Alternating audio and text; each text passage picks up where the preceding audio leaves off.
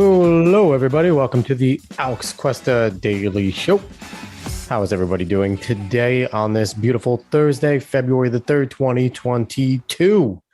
I have a jam-packed show, have a lot to get to. For the first time ever, I'm going to be doing two articles because I think they're important, and I got some cleanup work and some things to do beforehand I even get to those articles. So we're going to be jumping in pretty quickly here. Before we get into any of that, as always, if you like what you hear here,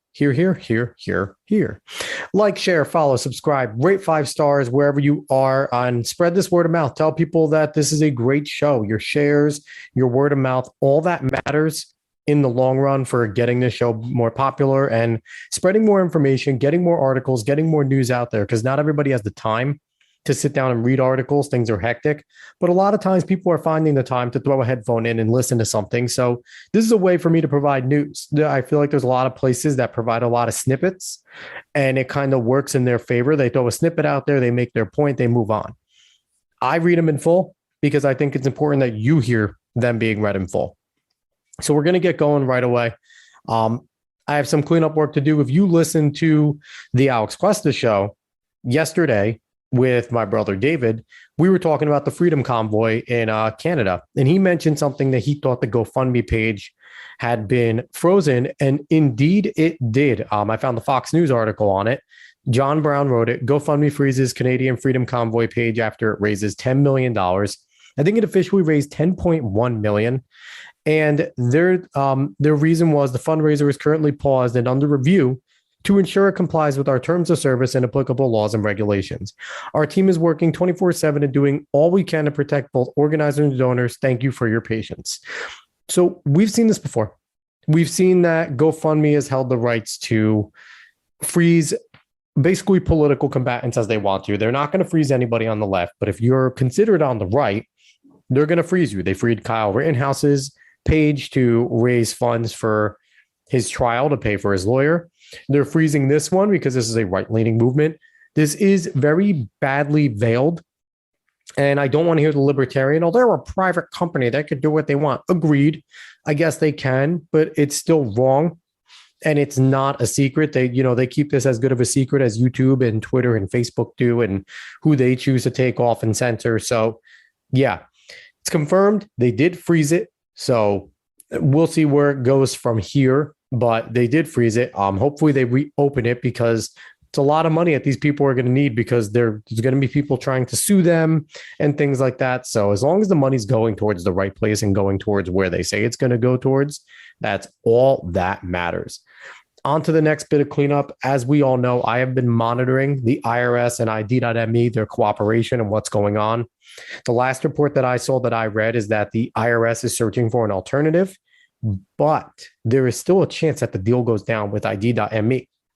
So continue to stay on top of this. Continue to stay diligent, because if it does, there's 60 million plus people that they already have is going to balloon, and they still have access to the 27 states. They're still working within the Social Security Department with their employers there. So they're already in the government, which they said is why they got this sweetheart deal from Biden. But I just want to point out something new was brought to my attention on this article. The article is from Business Insider here, and it is written by Caroline Haskins. The title is "The IRS is working with a startup called ID.me that stores the inferred citizenship of some users that creates a huge new pool of personal data for police and other authorities to tap into." That last part's scary as shit, and it's exactly what we were talking about with the digital passports and things like that. Because what it's saying is here, they are going to work with authorities and give up your information. Let's go into the article a little bit. I'll tap into some of the things. I'm not going to read the whole thing here. I'm going to do what I just kind of complained about with reading snippets. But this is kind of cleanup work here. I'm not trying to get into the full thing because I have two other articles I want to read. And also, I've already kept on talking about this. So I will, I told you the title. Go look it up. Do your due diligence. Continue to search. Use DuckDuckGo on this one. Don't use Google. Google, their results aren't very good. I use both. If I use Google and they're giving me shit results, I automatically go to DuckDuckGo and usually find what I want to find there. But Google it, DuckDuckGo it, look for this article from Insider. And what they said here is they They do what's called, what they say, the inferred citizenship there. Inferred citizenship. So they use your government issued IDs and things like that, like we stated, to store inferred citizenship based on passport information, along with facial images, voice prints, location data, information from documents such as postal addresses, social security numbers, driver license numbers, passport card numbers, and more according to the policy. So, like we said, they are storing all your information. They have it all in one place, and they're going to be able to use it and weaponize it against you. So they're not a good company. ID.me is a bad company. And again, look up if your state is using ID.me. If they are, contact your state senator and your state assemblyman, congressman, whatever the hell you have in your state. Contact them, because your federal one's not going to do shit. They can't. They're not in the state. They can make a stump speech and put pressure, but outside of that, they don't care. You need to contact your state guys and girls because they will get involved. Here's the other thing that scared me. They talked about how the police will use it. So the company says in its privacy policy, they have access. ID.me will access, preserve, and share personal information with law enforcement if asked. And here's the quote. We reserve the right to disclose your personally identifiable information as required by law. And when we believe that disclosure is necessary to protect you, our rights, and or comply with a judicial proceeding, court order, or legal process. Listen to that. To protect you, necessary to protect you, we can disclose your personally identifiable information when we, the company, deem it's to protect you. All the other stuff in terms of court proceedings, court order, legal process, there is laws in there to try and block those things.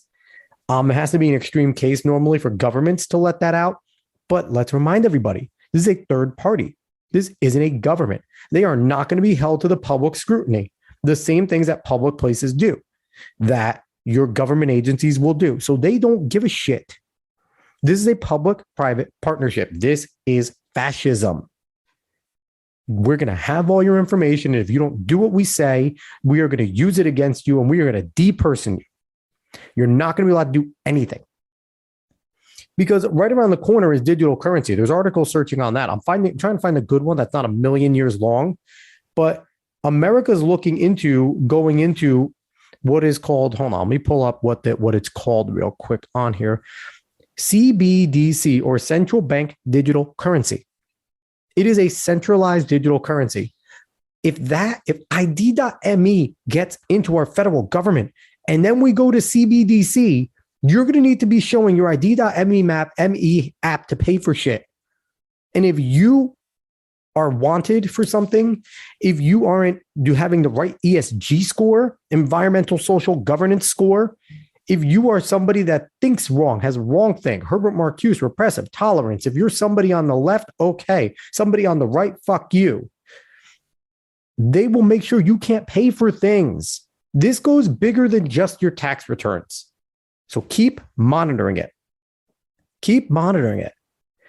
And somebody pointed out here, who is this? Samir Jan, Director of Policy for the Center for Democracy and Technology, that told Insider the way ID.me talks about law enforcement compliance is broader than other companies. That implies that ID.me can and will comply with policy requests voluntarily, even when it's not strictly required by law or by court order. And this includes places like Google, Facebook, Apple, who have worked together. Google's been famously used to try and track down people Minority Report style. But he said, you read a lot of privacy policies that say, warning, that data we collect will be provided to law enforcement where the law requires it. He said their private policy says we will comply with this request voluntarily where the law doesn't prevent it. So ID.me is a bad company. They're a bad actor company. We need to get them out of our state governments. We need to get them out of our federal government. We need to work to get them out of there. Because them combined with the central bank digital currency, which isn't like crypto, it does not work on the blockchain. It is centralized. It is not decentralized. A centralized currency, they have control of your money 100% there. and they can stop your payments wherever they want. They could say you can only buy food. You can't buy anything else. They can fuck you. Be wary, be diligent, continue to monitor this. All right. So let's jump right into my two articles. I got to get going here. So first one is by Claire Duffy from CNN Business. Amazon is raising the price of annual Prime memberships to $139. $139. Think of that for Amazon Prime. Let's go. Amazon is raising the price of its annual Prime subscriptions from $119 to $139 per year in the United States. The company announced along with its earnings report Thursday. The price of monthly subscriptions will also rise from $12.99 to $14.99. The company said it is increasing the price because of, quote, expanded Prime membership benefits, unquote, such as added Prime Video content and expanded free same-day shipping, as well to compensate for the rising costs of labor and transportation in its distribution network. The move comes as prices for just about everything from food and energy have gone up in recent months. Amazon's global workforce has doubled over the past 2 years to 1.6 million employees, and the company also said last year that it had increased wages for thousands of workers. So let's stop right there. They're increasing the number again. And what they said is added Prime Video content. Nobody fucking asked for that. That's a you problem, number one. Number two, expanded same-day free shipping. Come on now. I still have problems with using my Prime to get the 2-day shipping on half the things. You can't do it. It's usually still, it's up to 4 or 5 days still. I'm not blaming the rank and file. The people that drive for Prime work their asses off, and the distribution centers work hard. But for them to cite those two reasons, get the fuck out of here. Get out of here and compensate for rising costs in labor and transportation and distribution network. Prices going up. That's on Mr. Robinette not solving the freaking supply chain, or at least alleviating it a little bit. I know people are going to point out that the supply chain started to happen under Trump, the issues. Yes, it did. Of course it did. We shut down the country for 2 weeks and extended it. There were always going to be issues coming in. But 81 million morons elected a bigger dead corpse walking moron that promised to fix this shit. It's been over a year and it hasn't gotten any better. It has not gotten any better. So yes, food and energy have gone up. And energy has gone up because the energy policy that he has is terrible. The energy policy is terrible. He shut down a pipeline that would have helped us. He depleted our energy independence. We are not the biggest exporter of energy in the world anymore. We are now a net importer. So yes, this lays on Joe Biden's feet. So, not to be one of those guys. Yeah, Biden does everything wrong. He kind of does. He sucks. But part of the reason why Prime is saying that they have to raise your shit is because of that man's policies. Don't forget that. Let's continue. The company last raised prices for Prime in 2018 when it bumped the annual membership up from $99. The latest price hike represents a 17% increase. The change will go into effect on February 18th for new Prime members and after March 25th for existing Prime members. So everybody, you have time to cancel your subscriptions. March 24th should be the last day. Here's the reason. I'll give you a reason here, and I'm going to get into a little more later probably. There's enough free shipping there. There's enough free shipping now with a lot of this stuff that you don't need a Prime membership to get free shipping. And the delivery times are not great right now. You're not getting the guaranteed 2-day that you've been paying for. Some of these things do have the expedited 1 day, but most of the things that people need, a lot of the things that, I shop for on there, and unfortunately I do use it. I might not soon, not in the Prime capacity at least. But there's a lot of things that are, you'll get these in 4 or 5 days. Then what the fuck am I paying for Prime for? It might be time to ditch Prime, everybody. It may be time to ditch Amazon. I know using it's easy, and I probably will continue to just use it for ways, but I won't pay for Prime. No point. If anything, and I use Prime Music too, the Amazon Music, and I pay for that for the extended catalog. Goodbye. I'll just go to Spotify and support Joe Rogan. So, yeah, it may be time to ditch them. There's no reason to keep them around. They're not doing their part. The people at Prime have failed their constituencies. Let's keep going. The Prime price hike wasn't the only major news in the report. Haha, this is where it gets great. The company's profits also doubled during the December end quarter from $14.3 billion, blowing past to 14.3 billion, blowing past Wall Street analysts' expectations. The huge jump in profit was largely due to the company's accounting for its investment in electric vehicle company Rivian Automotive, which had a massive IPO in November. Yeah, so they got into the electric car game and it gave them a huge boost. So they're raising their prices while they're making money hands over fist. Let's keep going. And while the company posted an operating loss in both its North American and international e-commerce businesses, its biggest profit driver, Amazon Web Services, reported a nearly 49% increase in operating income to $5.3 billion. Amazon Web Services also added more revenue year over year than in any other quarter in its history, Amazon CFO Brian Olsavsky said on a call with analysts Thursday. Overall sales on the quarter were up more than 9% from a year ago quarter to $137.4 billion, just shy of the $137.6 billion analysts had forecasted. Amazon shares jumped as much as 17% in after-hours trading following the report Thursday. Despite the positive initial investor reaction, some analysts noted that Amazon faces an uphill battle in the coming quarters as it combats rising costs and lapse a period in which people may have been more reliant on online shopping before COVID-19 vaccines were widely available. The company forecasted net sales growth between 3 and 8% for the first quarter of 2022, a huge decline from the nearly 44% growth in sales it posted during the same period a year earlier. So, of course, they're going to go down. As the pandemic eases up, then we're going to need them less. The places that benefited from this pandemic, Amazon was probably the biggest benefit. They got the most business out of everybody sitting at home. And then your big box stores, your big chains, your Target, your Walmart, your big stores, they all, Home Depot, Lowe's got huge boons. They all got to stay open. They didn't have the same rules as the mom and pop shops. But I'll tell you right now, there's shit going on in the background. Amazon is a partner of the World Economic Forum. Jeff Bezos is a part of that.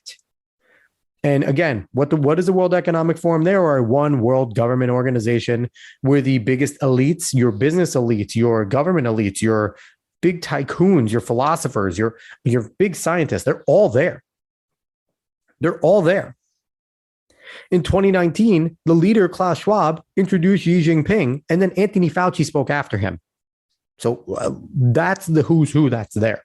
Klaus Schwab's a friggin' madman. They're responsible for the Great Reset, the Great Narrative, which is his new book, The Great Narrative. They're responsible for Build Back Better. They're responsible for starting the ESG shit. And Amazon's a part of them. If you don't think Amazon's going to kick and scrap and spend a shit ton of lobbying money to keep up policies in the Freudian slip, the Obama-Biden White House, we all know. But in the Biden White House, if they're not going to lobby for policies in the Biden White House to continue restrictions to stay up in some sort of way, you're out of your mind. So that is a good move into our next article here. Our next article is laughable. Politico, written over here by Adam Cancrin. I can't say her name. I apologize. It was written today. So long, Omicron. White House eyes next phase of pandemic. Let's go into this one. Not the end of the pandemic, the next phase of pandemic. Listen to the phrasing here. The White House is preparing to move on from Omicron. Emboldened by falling case counts, the Biden administration is plotting a new phase of the pandemic response aimed at containing the coronavirus and conditioning Americans to live with it. Didn't he say he was going to contain it from the get-go? Wasn't that a campaign promise that he was going to beat it? He had a plan to beat it, and the first thing was to contain it. It's been over a year, and they're still working on containing, and now they are going to condition us to live with it? Who talks like that? What administration talks like that? Not a representative republic with a president that was elected by the people. They don't talk about conditioning Americans. That is socialist fascist bullshit where they have to condition you. That's brainwashing you. That is what conditioning means, to brainwash. Let's keep going on this train wreck. The preparations are designed to capitalize on a break in the months-long COVID-19 surge, with officials anticipating a spring lull that could boost the nation's mood and lift President Joe Biden's approval ratings at a critical moment for his party. Aha, there it is. There it is. It has nothing to do with COVID-19, nothing to do with health, as it never has. The only reason they're announcing something like this, where we might hear them say, like, we can try and solve, the new normal, we're going to get to it, we're going to work hard, cases are going down. You never hear about big cases. The right reports it, but the left is very quiet. There's no more COVID trackers on all their things. They're not reporting on the numbers anymore because it doesn't benefit them, because Biden has oversaw he has had a worse plan against COVID-19 than Donald Trump did. And Donald Trump had no resources basically against it. Joe Biden has vaccines. Joe Biden has had treatments. Joe Biden has had tests. Joe Biden has had a ton of things. And he has oversaw the worst response on the planet. He's surpassed Trump's count by a long shot in a shorter amount of time in terms of number of cases. He surpassed him in number of deaths. He sucks. Granted, Delta and Omicron are more deadly. No, they're more spreading. They're not more deadly. They're easier to spread. But this is a guy that said he had a plan. He was going to beat it. He knew how to beat it. He knew how to do it. What the fuck has he done? Nothing. And they're looking to boost Biden's approval ratings. This is all about the midterm in 2024. They don't give a shit about you or the virus. Let's keep going. Biden and his top health officials have already begun hinting at an impending, quote, new normal, in a conscious messaging shift meant to get people comfortable with a scenario where the virus remains widespread, yet at more manageable levels. This is socialist, fascist bullshit. A conscious messaging shift meant to get people more comfortable with a scenario where the virus remains widespread, yet at a more manageable level. Now, let's slide real quick. I'm going to give over to it aside here. Today, 12 countries roll back COVID restrictions. Israel scraps their green pass. Denmark has lifted all their restrictions, joining England basically doing the same. Other countries like Sweden, Switzerland, Norway, Finland, Ireland, the Netherlands, Italy, Lithuania, France are all starting to raise more of their restrictions. Masks are starting to go outdoors everywhere. No mask restriction. A bunch of places are saying you don't have to wear masks indoors. They're not making people show proof of vaccination anywhere anymore. Granted, America has been to this level, but it's in a state-by-state basis. The only reason other states, it's a half and half thing going on here. The Republican-run states, they're living free. They are living free. The Democrat-run states are living in authoritarianism. Joe Biden's trying to get you there to the authoritarianism side. But as other countries in Europe are starting to lift their stuff, and 2 countries are fully free because Denmark announced it as an endemic disease. It is not. They said, where's the quote here? It's an endemic disease. It's not a socially critical disease anymore. We have been 2 weeks essentially behind Europe in all of our cases and everything going on. This doesn't sound like he's ready to do something similar in 2 weeks. This sounds like he's ready to make this never ending. And he's going to prove all the people on the right that were saying this is a power grab. He's going to prove Joe Rogan correct, where Joe Rogan said that politicians don't give this type of power back. And he's proving it correct with this type of response. And Politico's running cover for him. Let's keep going. But it's a delicate operation. The White House is wary of declaring victory too early, only to get hit with another catastrophic variant. A half dozen administration officials and others close to the COVID response said, by the way, I will never accept that. Close to the COVID response. Fuck you. You have no sources. Officials are also anxious that voters will be disappointed by the idea of living with an endemic virus under a president who once pledged to shut it down completely. And they realize that it will take vigilance and billions more dollars from Congress to prevent the nation from backsliding into crisis again. So here it is again. Here is the punchline. We cannot politically afford another gigantic loss. So we are going to put rose-colored glasses on our terrible response to COVID-19, and we are going to try and make good and make you forget that we promised to shut this down. Because our numbers are in the 30s and we suck as a regime. And you're not an administration. This is a regime. Any place that doles out czars is a regime. Czars aren't in a republic. They don't belong here.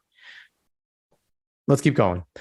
Quote, we are moving toward a time when COVID doesn't disrupt any of our lives, said one senior administration official, requested anonymity to discuss internal deliberations.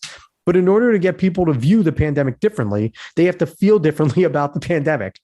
So translation. And someone like James Lindsay would love this because he does the translations from the Wokish on the new discourses. But in order to get people to view the pandemic differently, quote, in order for our messaging to change to brainwash more of our sheep, they have to feel differently about the pandemic. So we're going to get enough of our surrogates in the media and all the talking heads to tell you that things are different, things are changing, but you need to continue to listen and stay under our boot. That's all that is. We want to keep power while making you feel like you have more freedom. That's all that's going on there. It's a sleight of hand. Let's keep going. There was little serious talk so far about disbanding the COVID response team, though some burnt out aides have mused about leaving as soon as the spring. And as to what metrics will signal success against the virus, officials said they're still figuring that out and hope they'll know it when they see it. Let's stop right there real quick. The aides are going to leave in the spring because they know that they're going to get fucking destroyed in the midterms. So they're trying to save their political asses by getting away from this administration as soon as they can. Getting away for a little, let them take the bloodbath, and then try and jump on with anyone that's still left standing. That's what these aides are doing. They're politically savvy and they have aspirations higher than just being an aide. We're going to keep going. Quote, it's something we need to answer, the senior administration official said. If you talk to 6 doctors inside and outside the administration, you get 6 different answers. and we'll let Anthony Fauci decide who are the correct answers and who aren't, right? Is that what we're going to do? Because he is science, apparently. He is science. So whatever Anthony Fauci says, whatever St. Fauci at DCC, Lord Fauci, whatever the hell you want to call him, whatever he decides to go with from those doctors is what we're going to consider quote unquote science. Because they're not listening to the CDC anymore. CDC started saying that herd immunity is a thing. Natural immunity is legitimately as strong. According to their information from the Delta variation, there is a piece, you can find it, Google the CDC's most recent report on natural immunity. They said those that had the natural immunity have a stronger defense than those who are vaccinated. That is in the report. In the report. Go look that up. So that's hilarious right there. Let's keep going. For now, Biden's COVID team is counting on an expanding supply of vaccines and therapeutics to accelerate the transition into the next pandemic phase, allowing people to safeguard themselves against COVID-19's worst effects before and after infection. Regulators are expected to authorize the vaccine for children under 5 in the coming months, a major milestone in building out the country's COVID protections. The administration is also stockpiling new treatments like antiviral pills that are shown to significantly cut the risk of severe illness. So Biden is essentially doing what DeSantis has done the whole time. Getting vaccines to those that need it, getting treatments to those that need it, not wasting vaccines on those that could use treatments instead after they contract it. And on top of the vaccine for children under 5 in the coming months, fuck you. They don't need it. They don't need it, especially for Omicron now. They never need it. They probably will never need this. It is not shown to affect the kids under 5 in a large scale. In any way, shape, or form, even in a minor scale, there are very little. I can go, maybe I'll pull that up while I talk here, because I love to look at the CDC's information about deaths attributed to COVID-19 because they're accurate there and they do it by age and everything. It's the worst, it's the worst nightmare for the left because they're always trying to peddle their bullshit about how terrible this is. But you can look it up too. It's hard to find. They make it hard to find intentionally. Maybe I'll link it up here. And I will put it wherever I can to try and get more people to look at it because it's a really valuable resource to go against the nonsense that they push here. But yeah, it is not necessary for those under 5. It might be something that they want to include if they determine this is truly going to linger around forever. Then it does pay to kind of maybe have a booster type scenario where like a flu shot where you can get it if you want. You don't have to get it if you don't want to. But overall, this has not shown to be a killer of kids, young kids. And that's just it. That is just the information here. So let's say all sexes, ages 0 to 17. Let's look at this. Just 0 to 17. Deaths by COVID. And this number, the date as of the 2nd. So as of yesterday, 0 to 17 deaths from COVID-19, 770. No, that's it. That's it. 770 out of the 880,487 deaths. 770, 0 to 17. And they're saying that protection for children under 5 is that important. 1 to 4 years old, 87 dead. 87 from 1 to 4 years old. Again, tragic because they're kids. Don't get me wrong. I'm not saying that 87 dead kids is a good thing. I'm not saying that 770 dead people, period, are a good thing. But man, that's really what we're going for. And then under 1 years old, there's been 200 deaths, which makes sense. They have a very weak immune system, but only 200 for a virus that apparently is so deadly. Come on now. And this is information going back from when they started, back from the date starting with this information is the 1st of 2020. This is the whole pandemic. They have been gathering this information. The CDC website here is gathering this information. There's been only 200 deaths for infants under 1 years old. That is a like 0.000000000 something percent of the deaths. So yeah, it's not necessary. It's not a big boon. It's not something, a major milestone in building out the country's COVID protections. It's bullshit. Absolute bullshit on its face. Let's keep going here. And after initial hesitation over the need for ramping up of the availability of at-home testing at the outset of the Omicron surge, the administration now views easy access to rapid tests as core to persuading people they can safely live with the virus. Again, look at the language here. And Politico is just running, if you're reading this just as a person that isn't very politically savvy and maybe just picked up this article, it was suggested to them in your Google swipe or something, your MSN network or Yahoo, whatever your homepage is. They're playing this and looking at it as Biden and them are trying to do a nice thing. They have to persuade people. They have to make them see it. And especially if you're an insane lefty who used to hate Big Pharma, then praises Big Pharma because they're giving them the vaccine, and then they're going to go back to hating them, which you're not allowed to do. I'm going to call out any lefty that does that bullshit. Because you made Big Pharma your God. You better fucking keep it as your God now. You are officially the party of Big Pharma.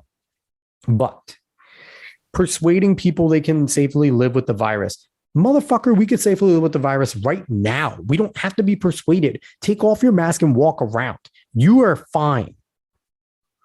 Now, if you have a comorbidity, which means if you're obese, if you have any sort of diabetes, things like that, if you're old, you have a better chance of dying from coronavirus. You also have a better chance of dying from the flu or the common cold, from all this stuff. Health risks always make diseases worse. Diseases that a young, fit individual can beat off because they can beat off. Wow. Can beat. I'm not recovering from that one. But that a young individual can overcome. You cannot overcome that typically with most benign diseases. And the dangerous ones are really bad for you. So the whole entire persuading people they can live safely, just tell them to go outside. Go do things. But no, this is about power. The government needs to persuade you. The government needs to tell you it's okay. Listen to the government. They will make it all okay. We're going to keep going. The White House's post-Omicron planning comes even as the U.S. is still grappling with an explosion in cases and deaths. The nation is logging more than 400,000 new infections a day, with hospitalizations hovering around peak levels. More patients are dying from COVID-19 than at any point since last February, when the vaccines were only just starting to roll out. They just dunked on Biden right there. The fact that more people are dying right now than back when we didn't even have the vaccine fully rolled out is embarrassing. It's embarrassing. You have all these tests that you're doling out now. You have treatments. You have 3 vaccines rolling out. And you, as a president that promised to abolish this, still don't have any answers. How did you idiots vote for this guy? You're getting what you deserve for voting for him.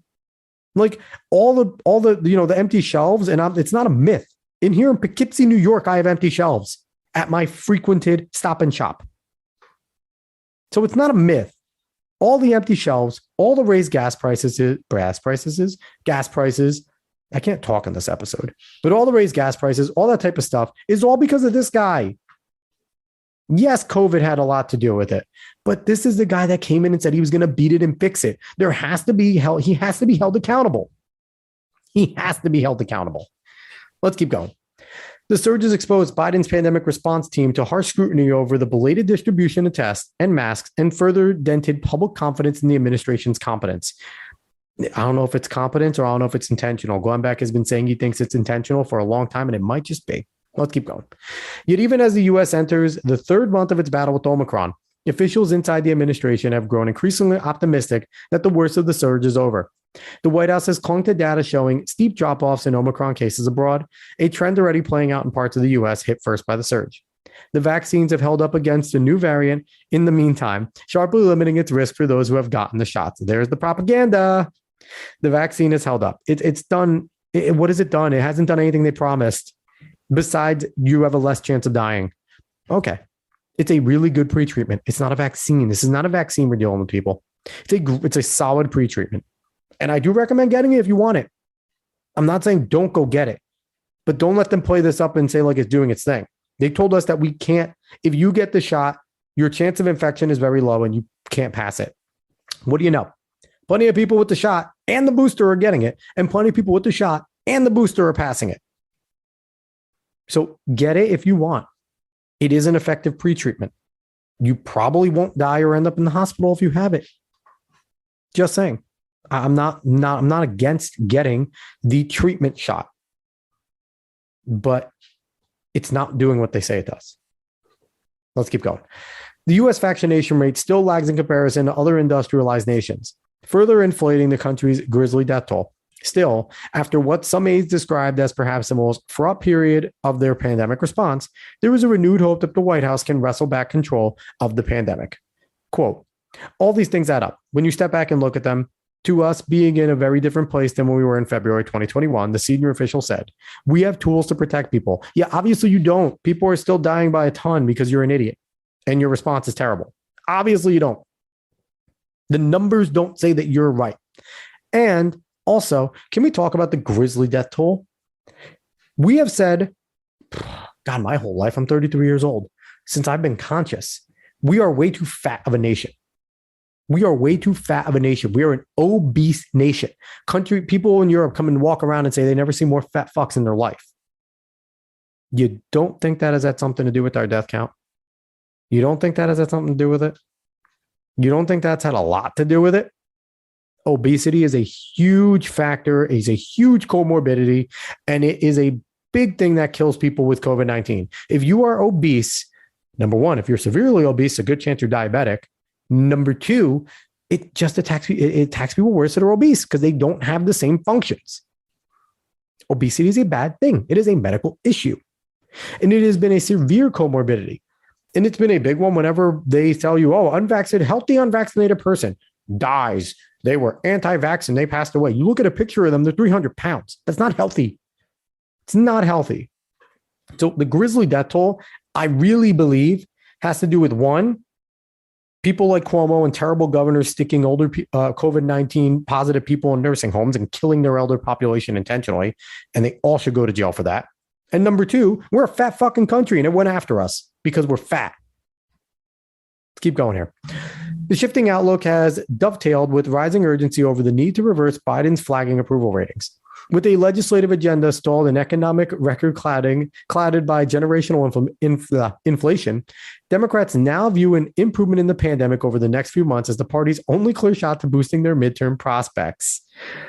Among administration officials, there is similar widespread belief that Biden's popularity is closely tied to public perception of the health crisis, and that as Omicron surge recedes, so will voters' dissatisfaction with the information. There's a little bit of truth in that. It's hilarious they're clinging to this because they can't get their terrible economic agenda through.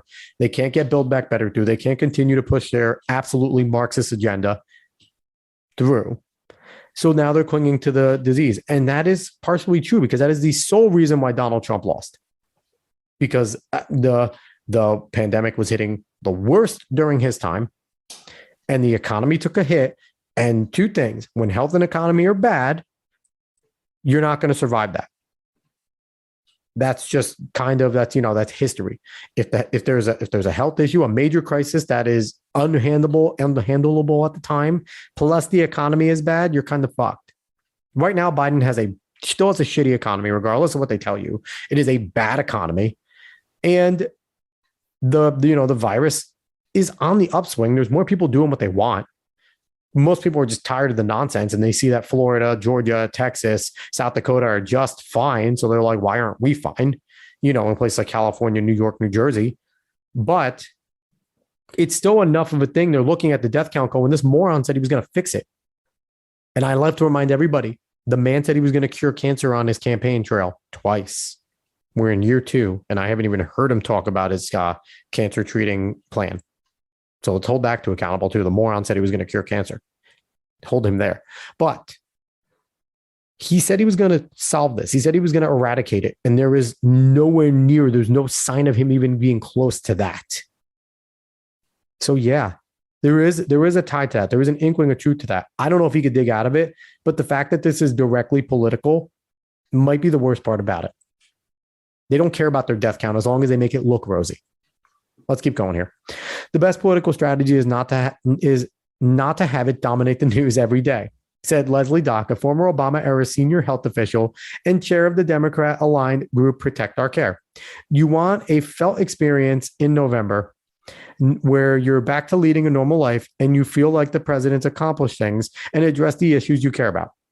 So there's the rub. Remember that paragraph here. I'm going to read it one more time. The best political strategy is not to have it dominate news every day.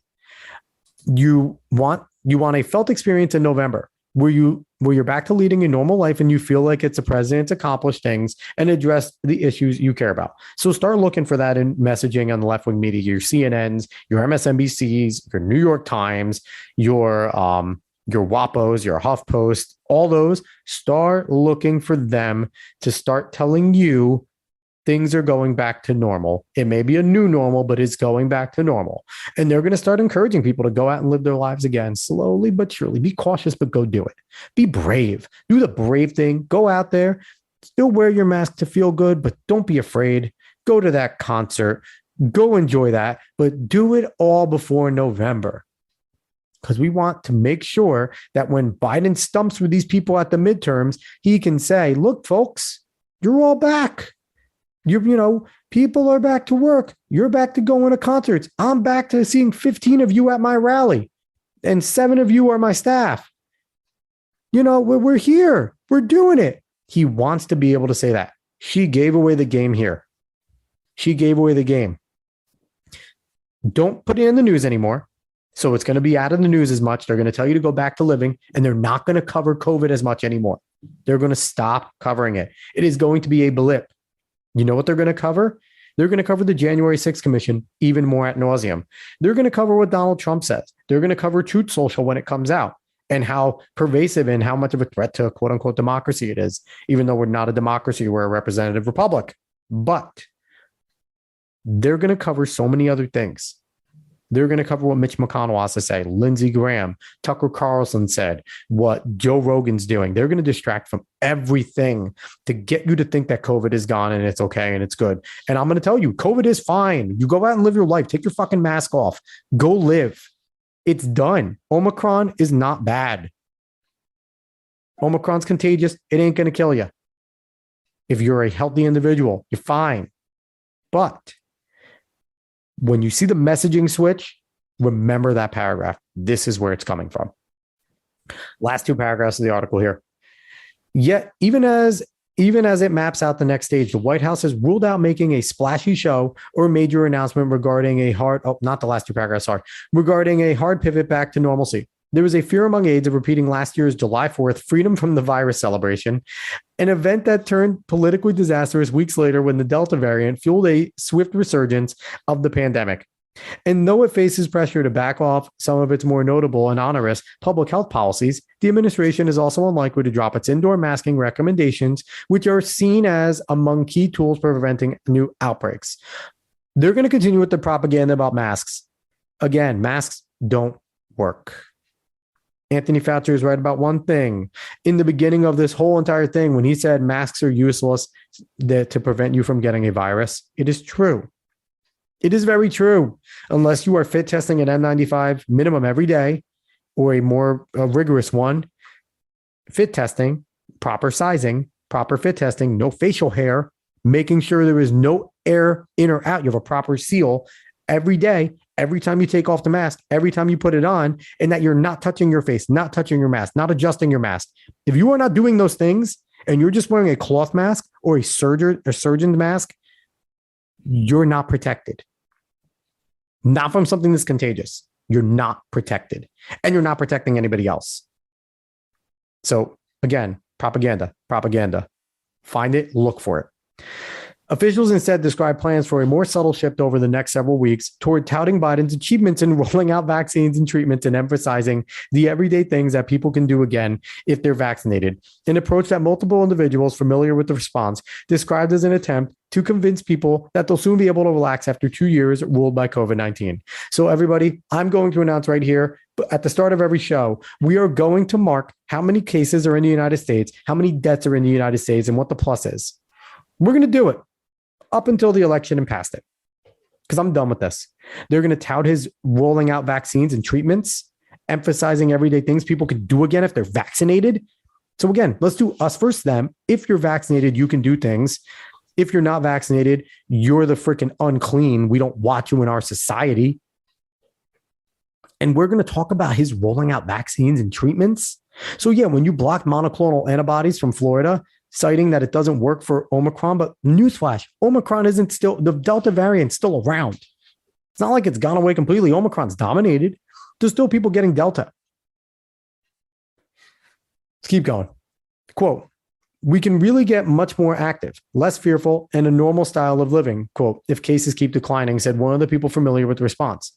We have to reset people's expectation that they can get back to joy. So yes, after we have destroyed their psyche, made people go insane, make them praise masks, beg to the gods of big pharma for the vaccine, now we have to fix you. Government breaks you down, government builds you up. Benito Mussolini, what is it? Everything for the state, by the state, nothing outside the state. Hitler, fascism, Nazism, whatever you want to call it, fascism, socialism. There it is. We have to do these things. This government, the state needs to be able to tell you when to be happy, when to be sad, when to panic. Think of the way they talk, everybody. Think of the way they talk. Let's keep going. That live with it approach is far from the vision Biden laid out in the opening days of his presidency, when many in his administration believed the virus can be eradicated through basic health measures and widespread vaccination. But since then, the White House has run headlong into deep Republican resistance to its mitigating efforts and struggled to combat extensive disinformation campaigns about COVID-19 vaccine in particular. So let's talk about that one right there. Deep Republican resistance into its mitigation efforts. What resistance? They signed massive spending bills. They just didn't want a bunch of your pork bullshit in it that you threw in for tree equity and for LGBTQ stuff and CRT and other critical theory bullshit. If it had nothing to do with the vaccination, if it had nothing to do with COVID-19, they wanted out. That's not resistance. That's good governance. Don't spend on bullshit. And disinformation campaigns about COVID-19 vaccine. Yeah, here's looking at you, Robert Malone, who was the inventor of the first 9 mRNA vaccines on the planet. Yeah, that's who they're trying to talk about. Let's keep going here.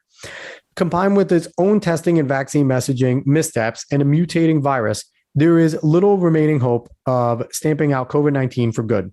While nearly 3/4 of adults are fully vaccinated, just 45% have gotten the booster shots, according to the Centers for Disease Control and Prevention data. Yeah, because they were lied to, people. Because they were lied to. They were told, get these 2 and you're good. And then, here's the booster. You got to get it. So yeah, of course people told them to fuck off. As they should. Keep going here. The vaccination rates for children are even more troubling. They're more troubling. Among kids 12 to 17 years old, only 56% are fully vaccinated. Fewer than a quarter of 5 to 11-year-olds have gotten full vaccinations. Let me get here. Let me pull a Joe Biden here and start to whisper into the mic. Because they don't need them. From 17 down, they have not been shown to be people that catch it very often or spread it very often. And yeah, I'm going to get the person listening going, yeah, but I knew Sally and Timmy that got it and they brought it home and blah, blah, blah. Yeah, but you know what, though? They didn't die. They weren't even probably that sick. You know when they probably found out they got it? Because someone in their class maybe got tested positive. So everyone tests, and that's how they find out if anyone has it. And half the time, the kid finds out they tested positive. They have no symptoms. And now they have a vacation for 10 days, now down to 5 from the CDC, because apparently you don't have to quarantine as long for the same exact disease from back in it's all arbitrary fucking numbers. And I hate the arbitrary numbers about this. Let's keep going. Now I'm really serious. The last 2 paragraphs here. And while the administration has enough supplies for the current crisis, 3 people with knowledge of the matter said the Omicron response has largely depleted the government's COVID funding. Some officials working in the COVID response warn the administration needs vast stockpiles of vaccines, treatments, and tests to ensure it's not caught off guard by yet another variant. There's Politico again, carrying the administration's water. We need more money. We need more money. We don't want to let you guys know that we follow modern monetary theory and we're just going to spend more anyway because we don't care. But we're going to set this up here that the government needs more money. So the constituency get behind the government. They need this. Quote, we are out of money. One of the people with knowledge of the matter said. The administration has floated tucking additional COVID funding into an upcoming bill that Congress must pass to keep the government open. But the amount needed to build out its supplies of vaccines and therapeutics could stretch into the tens of billions of dollars. It's still unclear how much lawmakers will be willing to appropriate or whether they'll be able to reach an overall funding deal by February 18th deadline. That's the end. My last state on that is, God, I hope they don't. Hope they don't. Don't do it. Go into sequester. Go into sequester and force them to start defunding and getting rid of certain places that are useless. Go for it. I'm not knowledgeable. I'm not going to lie. Not knowledgeable how many, but I've heard how many places are redundant. We don't need all these, the agencies we had, the NSA, the FBI, the, what do you call it? The CIA, and there's a ton of them, Homeland Security and all of them. There's so many security agencies and intelligence agencies. What they say, there's 13 or 16 when they were doing the stupid impeachment. That is who all these agencies, we don't need all these intelligence agencies. Start there. Get rid of all of them. FBI needs to go. Get rid of the FBI. We don't need a national police force. Sorry, we don't need a national force of detective police. Get out of here. But yeah, we ran out of money. We need more. Give us money. We're going to tuck it in somewhere. But you know what? Let's close the government down again. Best thing we could do is close the government down again. We don't need to spend all that money. We don't need to continue funding them. We don't need to raise the debt ceiling. And I hope the Republicans stand strong, but God, Mitch McConnell's leading them and John Thune's dumbass is in there and Mitt Romney. So you know they're going to side with the stupid Democrats. But man, they shouldn't. Man, they should not. Let's see what type of tomfoolery they're going to try and tuck into this deal too. Guarantee you're going to see some build back better shit they're going to tuck in there. Watch. And then they're going to blame it on the Republicans when they have to close down the government. You watch. They're definitely going to tuck in some things, a lot of things in there. Alrighty, that's the episode. I know it was pretty long. Cover two articles. 2 articles I think are important.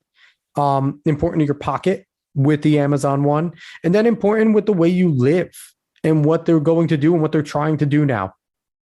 There's been warnings from a lot of people on the right and some people on the left, such as Joe Rogan, such as Bill Maher, such as Tim Pool, such as James Lindsay. Yes, all people on the left. They're not on the right. But they've all talked about the fact that the government has power and they're going to do what they can to keep it up. And especially with the midterms coming, the last thing the Biden administration wants you to know is that freedom works against this. Is that Florida has done it right the whole time, that Texas has done it right, that Georgia has done it right, that places that have been free, basically after the 2 weeks of slow the spread, really started to reduce all the mandates and things like that. Never mandated, but started to take down restrictions and started telling people to live free again as quick as they could. It's worked. It's worked just fine. They're not the worst places. They're not even that bad. They've been the most free. Their citizens have been the most happy. Their economies have recovered the best out of anybody because they got back to work. So we'll see what's going on. Pay attention. And please always keep your ear to the ground. And let's not let the left win anything in the midterms. Let's sweep them. And don't sweep them with friggin' neocon bullshit establishment Republicans. Primary those assholes. Primary them out. And I'm not saying to go in and, if it's endorsed by Trump, I'm going to vote for that guy. Don't just do that. Don't be a blind moron. Trump has been wrong. Trump has been wrong about a lot of people, okay? So don't just go for whoever Trump endorses. Do your research on what the person has done. Are they a true populist? Do they lean libertarian? Are they a real constitutionalist? Those are the litmus tests. Those are the litmus tests. Not if they talk well. Look at their track records too. But I'm going to end this marathon because it was I definitely went long. I don't know how long I went, but it went long. I always appreciate everyone that listens. I really do. You all mean a lot. If you can, please like, share, follow, subscribe, rate this 5 stars. And I know sometimes it's weird and wacky. If you're someone that's on the right, to try and recommend podcasts to anybody that's not on the right, but please go recommend this to everybody. Tell everyone that I do a pretty good job here. Even if, like I said, even if I suck, tell them to come on and ridicule me, but come listen. Because even if you think I'm an idiot, even if you think that I'm full of shit and that all I do is spread propaganda, you might hear something that latches onto you, though. That's something you never heard. Something that might just perk your ears up and say, you know what? I think he's wrong, but let me at least look it up. Let me at least look it up.